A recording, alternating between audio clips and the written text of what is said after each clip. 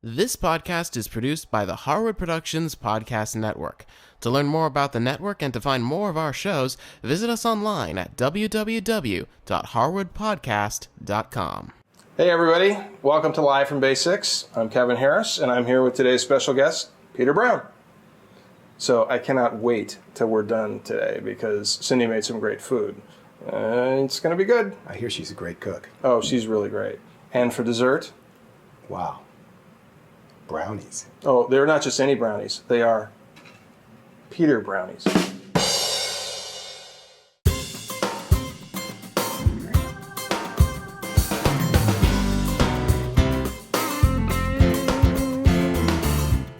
Oh yeah, Daniel! Ergonomics with the wrist action here. If he starts getting the sorbet, you should jump on it. It's just so that you don't look like a brick. And it just dumps.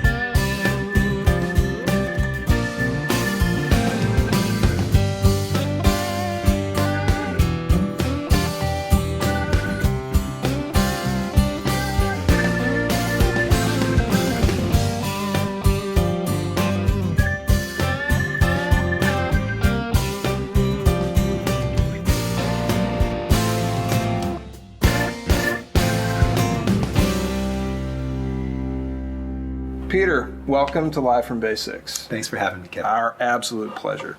So let's start at the beginning. Where were you born? I was born in New York, Queens, New York, Forest Hills, New York. So what was life like back at that time when you were growing up? Life was good. I was born to a family of four boys. Mm-hmm. My father was a psychologist, a civil servant, worked for the city, and my mother was a secretary. And they separated when I was young.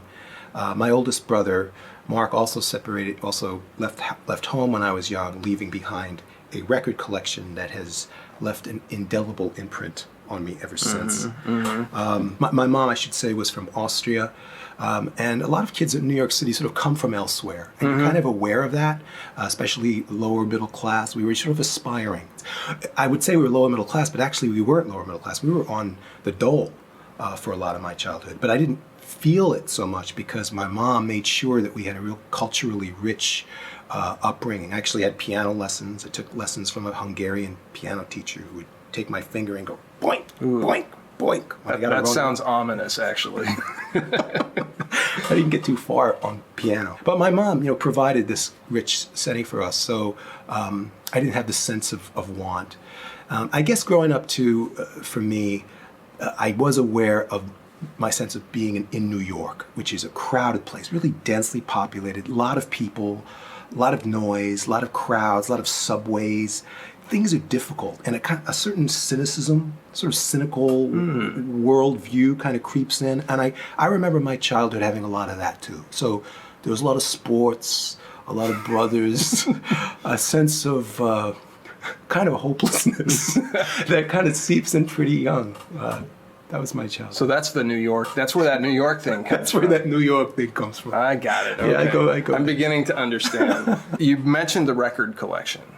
Yes. So that obviously, like, what kinds of things were in that? Well, it was stuff that was popular about 10 years before my time. Beatles, all the Beatles stuff. Right. So I grew up listening to that. But folk rock, lots of Crosby, Stills and Nash, James Taylor, Joni Mitchell. That's kind of the standard folk rock genre. So that my brother's record collection just got played all the time when my mom would allow it. which was only sometimes because Right. she said, you cannot play this awful music. You need to listen to the good music. Yeah? So she made sure we would hear the good music. Yeah. Where did when did guitar come in next? No, I played clarinet. You know, I was schooled in the 20th century when you could go to public school and they would actually have bands. You know, you could actually take music lessons and they would give you instruments then. And it was great. And I loved the clarinet. And different than the piano, I liked that you just played one note, you know, as opposed to 10 notes. You don't got to know no chords. You don't gotta know no chord, just one note. I love that. Yeah. But I played very seriously when I was in junior high and in high school. Mm-hmm. And I actually wanted to go on and play professionally. But so many people I knew said, don't do that. Don't do that. It doesn't make any sense to go into music. You may be a pretty good clarinet. Mind you, pretty good. Not that good. And there are like a zillion really good clarinetists out there. So shut up. Don't play clarinet. New York strikes again. New York strikes again. Again, that cynical kind of thing. Yeah. I took that to heart. And I went to college. And when I went to college, I heard a lot of colleges have, and they still have, had and still have, a cappella singing groups. Mm-hmm. And I loved hearing that. Wow, they can make all this music Yes. with just their voices. And I thought that was just the coolest thing in the world, although I never really sang before. So I tried out and I made it. And there were lots of guys in the group, you know, singing and goes with guitar. So that's really where I started playing guitar. Mm-hmm. I love the whole idea of chords. Yeah. You know, as much as I love clarinet, single note, I love the idea that you can just play chord and then you can kind of warble over it, Right. say something. Right. That blew my mind because I always thought that everything musical had to be written. Right. And I always wondered, how did the Beatles play music? You know, because they would say, I knew that they didn't read music, you know, but you listen to them play and like they're clearly playing music. You know, Yes. Did they write out? How could they possibly play their instruments if they didn't read music? Mm-hmm. That was a revelation to me. Those little boxes on the top of the piano chords, those little things, those are called chords, and you just can wank on that, and you can sing whatever the heck you want. When I got hold of that, I just never let go. Yes. It's like, I love that idea. Yes. You don't really have to know what you're doing. You could just wank on the chord, and you can And sing. away you go. And away you go. So amongst all this experiences you've had, when did actually writing songs start creeping in? I started writing songs, I think for the first time in high school. My brother had showed me a few chords, and he had a friend who was a poet. And I remember he wrote a song about Jude the Obscure, Thomas Hardy, kind of highbrow book. And I remember putting that to a song. And that was the first song I wrote. I don't think you want to hear it. But Maybe some other time. Maybe some other time. But I think for me, learning songwriting was a lot about the way maybe you learn English when you're a little baby. You know, Yeah. you just hear a lot of sounds and you kind of want to contribute to it. So you go goo goo gaga. Mm-hmm. Well, hearing songs that I loved, I wanted to contribute to that too. And after I learned the secrets, you can just wank on chords. Wow. Yes. You don't have to actually write the whole thing out. Right. That just changed my life, you know. So then I just started warbling over it, of course, and over the years, you asked me how I started writing songs, but I think over the years I just listened a lot and learned a lot, and especially the people who were doing this and who I liked and respected and were willing to give me some time. I also read a lot about it. I still feel like I'm learning to write songs, but that's where I began, was in high school. One of the things we're going to do here is we're going to play this song called Yes. And this song it's like, you know, it's very, you had me at hello, but it was, you got me with the first line of this song. You know, I don't care what you do for a living, I want to know what you do for free. It was like, okay, I'm in. Let's see what this is about. So this is a really cool tune. What prompted this tune for you? Thanks. It's interesting you mentioned that first line, because the line was inspired by a poem called The Invitation by somebody called Orion Mountain Dreamer. I think it's a Native American. I don't know. And then the first line of the poem was something like, I don't care what you do for a living, I want to know the deepest recesses of your heart. And it goes on in kind of prose poem form for a while. I thought, I like that idea. And the song kind of grew around that. Yeah, it's a great song.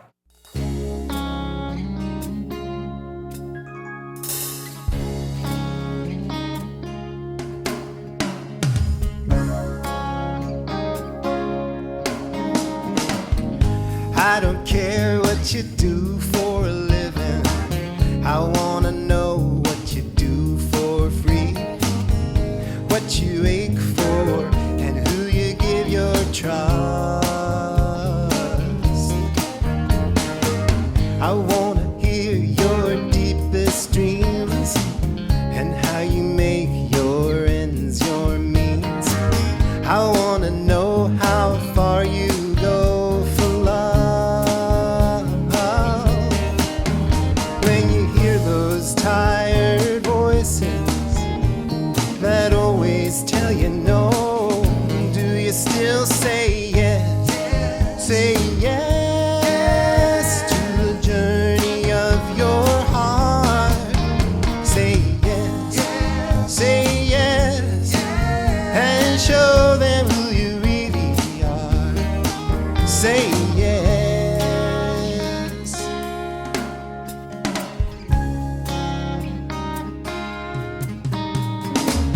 You have to grow up, you have to get real, do what you suppose you're supposed to do. They tell you that you best leave your dreams in bed. People confuse you, your thoughts abuse you, but suddenly something can break right through you when you're no longer just talking with your head. When there's more to your existence than the things you can't explain, you just gotta say yes. Say yes to the journey of your heart. Say yes, say yes, and show them who you really are. Say, maybe the paradox of your true path is to live the answers to those questions that you ask. I hope you follow inspiration. May it lead to the fertile ground where you plant your seed, where you take your stand. And may the things that come to grow are what you feel, believe, and know, blossom like the bounty of the land.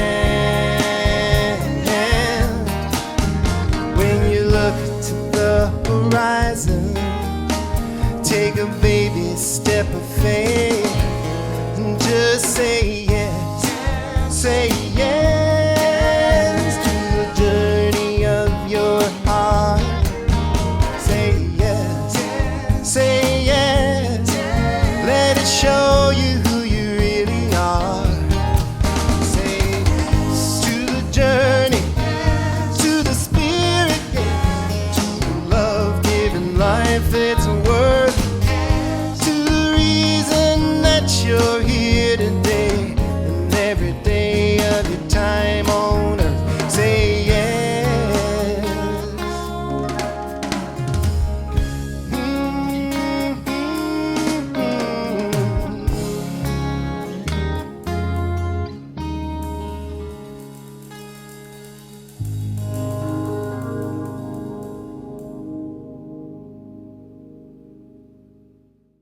So, Peter, tell me what life is like for you these days. My life is busy. I think busyness is the condition of our time. Everybody I know is busy. This is a thread, yes, Yeah, I'm noticing. I work as a teacher, part-time administrator of a program at our school. I have a wife and a daughter. I spend time with them too. And I, leave some time for basic hygiene. And We all appreciate that. Good job. I needed some validation for the hygiene. I'm with you. I'm with you. Yeah, and I try to write whenever I can. What do you teach at school? I teach a class in comparative world religions. Mm-hmm. Yeah, I teach in the history department, so I've taught U.S. history. I also have taught a class in ideology. It's a way of looking at politics. With all of this busyness, how do you carve out time for music in your life these days? Yeah, I mean, with difficulty. I really don't write very much when I'm working as a teacher. It feels like it takes everything I have. Yeah. But it's in vacation that I kind of go into my writing mode, and I love doing it then.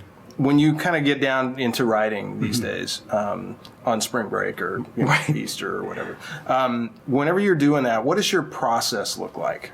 Sometimes for me it's a lyrical idea. I don't care what you do for a living. I want to know what you do for free. Sometimes it's a musical, and sometimes it's chords. I mean, a lot of the songs, I use open tunings, and I just put my hands down and don't really know what I'm doing. And I like that in a way, because it gets me a little bit out of my rut. Yes. You know what I mean? So sometimes it's the way chords move that inspires something. I try not to for me, I don't want the lyric to get too far ahead of the music, or the music to get too far ahead of the lyric. So I like to get a single line down, and then kind of work from a single line of music and lyric, so just kind of know what this thing is. Kind of go back and forth. Yeah, I keep a notebook of ideas, of that I hear or read or see on bumper stickers. I think bumper stickers would just be such a great, fountain for songs, because they're basically, it's the same kind of idea. It has to be brief, Well, one of the things I've always been impressed with is the lyric content of what you do, because I've just always been knocked out by your lyrics when you bring them in. And because there's always something that is like, it's like, oh man, yeah, that's exactly what I'm thinking, whatever you just said, that's what I'm thinking. But the guitar parts that you end up doing are really very interesting. They're very intricate, and they have a lot of melodic movement within them. The next tune we're going to do is Danielle. So tell me I think I already know, but tell me the inspiration for this. Sure. This is a personal song for me. I wrote it when I was when my wife was pregnant and about to give birth to our child. We knew it was a girl. I found myself thinking a lot about my father when my daughter was about to be born.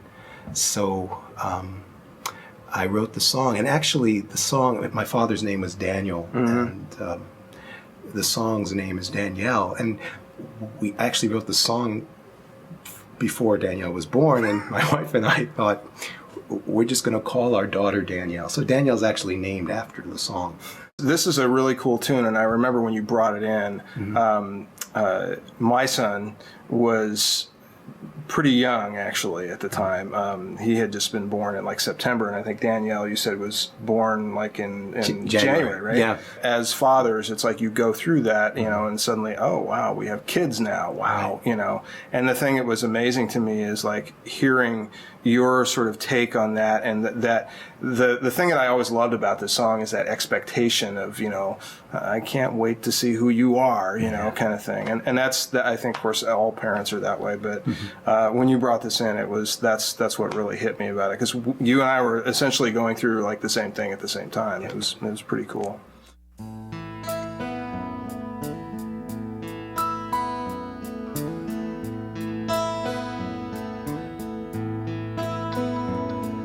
From out of the distant horizon, from out of a memory, you come and tease me now with your mystery, dancing and diving in your mama now. You make her look so grand, and I can't wait to hold you here in my hands. Oh, Danielle, Danielle, I can't pretend to know you very well,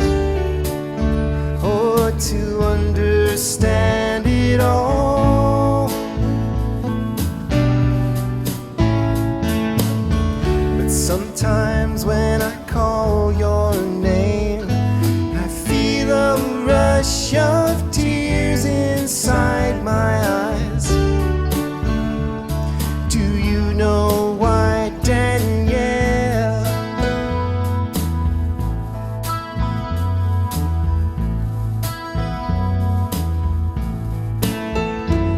I remember my father in the bleacher stands.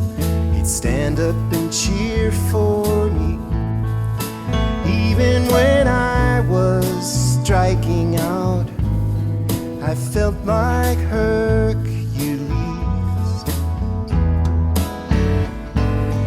You will never know my father now, but I will do all I can to love you strong as I was loved by my old man. Oh, Danielle, Danielle, I can't pretend to know you very well or to understand it all.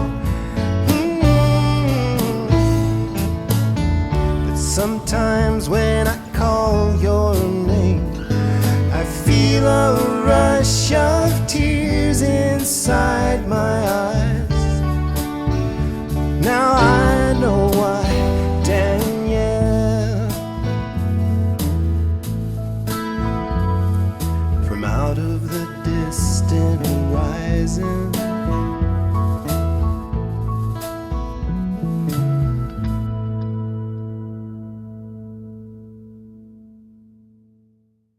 So tell us, when a song comes into the recording process, what form is it in for you? Sometimes it needs major surgery from Kevin. So, and I really... I wouldn't totally agree with that, but yeah. No, it does. And no, that's why I bring it in often, you know, because I find I sometimes learn a lot about what the song is going to be or should be after we record it, you know. But sometimes it feels like it's pretty complete, and but I love getting the input that you bring to it. So it comes in various states of health. You usually have the musical part pretty well. Yeah, I usually have the guitar part Yeah. down, and usually the melody is pretty down. But I rewrite kind of obsessively, and sometimes after doing a recording, sometimes lyrically, I kind of feel like, oh, that needs to change or something like that. So sometimes that's where the surgery is. But sometimes it's musically too. Well, it's. I've noticed that a lot of times you'll come in and like I said, the music stuff is usually pretty together. But it is interesting because there's been a couple of times where you've brought things in where the lyric was going kind of one direction, and then the next time I hear it, you've kind of went, no, and whoosh, out with the bathwater kind of thing, and then you try something else. I think when I started writing songs, I really was writing guitar parts. Right. You know, and I was warbling over guitar parts. And I don't think I've ever really gotten totally away from that. So when I'm writing a song, what I'm really doing is writing a guitar part. I would agree with And then when that. we record, I'm hearing, oh, it's not just the guitar part anymore, it's a song. There's a guy singing There's on a guy this. singing on this. Yeah. So that's when I start hearing, but that doesn't make any sense. I mean, you know, kind of you're saying this and whatever. So Yeah. sometimes that's where some of the surgery is. But again, sometimes it's the music too. And, and that's where I really, and lyrically, you know, you come up with ideas for that. You've just been helpful all along. I do what I can. You're a good doctor. So you have something out there for people to get a hold of on. What's the first album that you have? First album is called Chasing Fireflies, and it's available on iTunes and CD now, and from me. And from you, I have personally. I have. You drive to people's houses. Here it is. Yeah. Yeah, so people can get it that way too. I also have a Facebook page, and people can download. Well, we'll get everybody in touch with you because these are really cool tunes. So one of the things I was curious about is, with all of your vast experience that you have just described, what are your pearls of wisdom for someone else that's coming into this? Pearls of wisdom. Well, I feel like I'm still learning how to write, but these are things that I try to keep in mind. I think it's important to have people who you trust and people who you whose opinion you value with your songs, and be open to that. So I really appreciate you, Kevin. I think I would give that as advice to anybody. And also not to listen to everyone's advice. I mean, to listen to everyone's advice, but not necessarily to heed everybody's advice, because you play your song for 50 different people, you're going to get 53 different opinions, you know. Particularly songwriters. Songwriter, oh gosh, all over the place. So I think you should know your source. You know, it's important to know your source. I also think Bruce Springsteen said, you know, it's one part, I'm paraphrasing here, it's songwriting is, or music or pop songs, this kind of genre is one part, you know, poetry and metaphor, and one part is just rock and roll. It's just fun, you know. And I know I like to hew to the more meaningful stuff, but you know, there is a balance of it. You know, part of it is just fun. So the last tune we're going to do here is the spookiest of the three. That's kind of my term for all this kind of stuff. But I remember when you brought this in, and I had to have a little sort of history lesson about, you know, all of this kind of stuff. So tell the world about Indra. Yeah, I went to India in about 2004. I was doing some teaching there, northern India, and one of the schools the main school that I taught at was in the foothills of the Himalayas. I was working there in the summer during monsoon season. And in India, there are pilgrimages and religious activities all the time, all over the place. And there was a group that was coming up the hill where the school was during one of our breaks, and they were singing a strange song, and they had turbans on, and they were marching up this hill, further up the hill than the school was, apparently to the end of a cliff. And as I was watching them, they invited me to join them. And the kids in the school, again, we didn't have language. Just go, you go there. Anyway, I went up there, and it really was a magical thing. What are these people doing? They're singing, they're chanting, and it was weird. And what they learned, what they were doing was they were praying for the rain, which was strange because the monsoons, if you ever have a chance to see a place where there are monsoons, it's like the tub.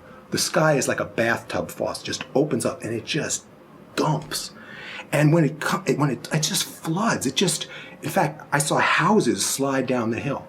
But they want this because it's largely agricultural and they need it for their renewal, really. But the experience was really moving. Like, why are they praying to this God? Do they really believe it? But actually, it did rain, you know, which was weird. It did rain. Why did they want me to come along? What were they trying to show me here? What was in this for me? So that was kind of the idea. And again, I had a guitar thing. I've been imitating lots of different people. That's another thing I would advise people to do: imitate people you like. I love to imitate people. So I was trying a tuning that I'd heard someone else use, and I loved the way it sounded. And I thought, oh, this would work as kind of a mysterious kind of thing. But that's where it came from. It's a very, very cool tune. So we're going to take a swing at playing it. Okay. Great. Let's do it.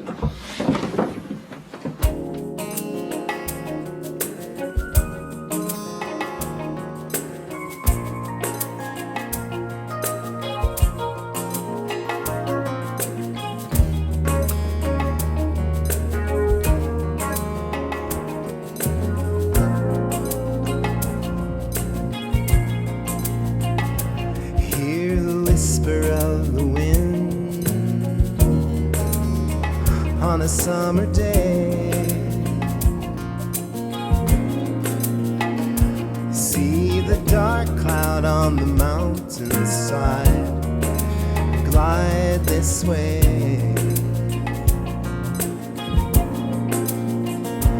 Pilgrims climbing out the valley dressed in coats of sand.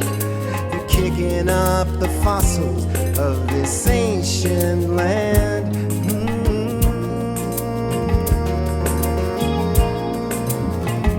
Calling Indra, won't you make the rain? Won't you flood this barren plain? You can run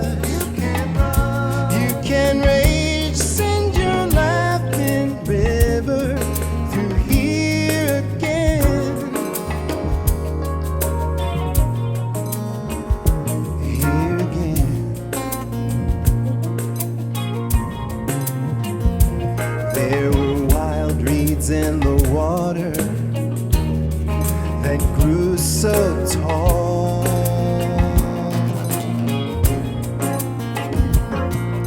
Spice in every breath, one took the songbirds call.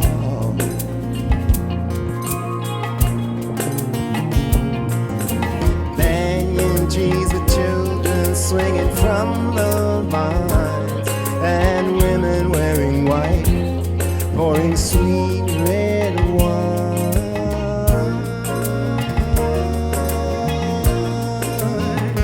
Now call Indra, won't you make the rain? Won't you flood this barren plain? You can rush, you can rage, sing your laughing river through here again. They tell me everything has died. They tell me here's the simple fact that whatever had been born, yeah, one day we'll come back. Someday we'll come back.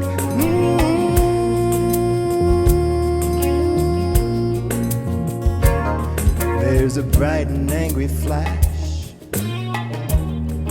The black sky rolls. There's a chill and haunting calm on the things below. And a raven flying circles in the monsoon breeze. She's waking from her thirst and a long dark dream.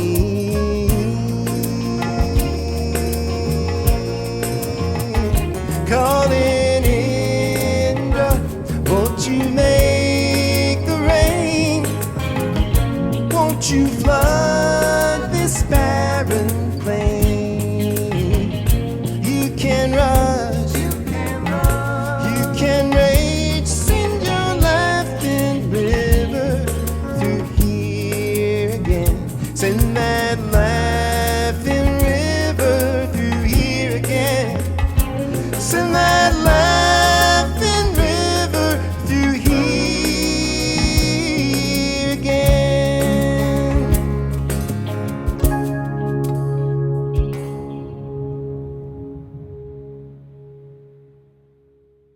Okay, everybody, that's our show for today. I'd like to thank today's special guest, Peter Brown, for coming over and playing his great tunes with us.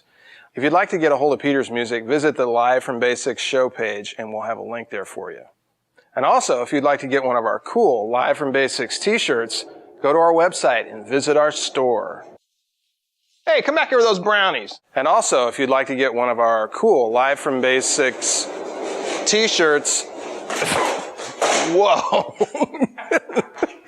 And also, if you'd like to get one of our cool Live from Basics, if you'd like to get a hold of Peasers, Yes, take one. oh, she forgot. What was it?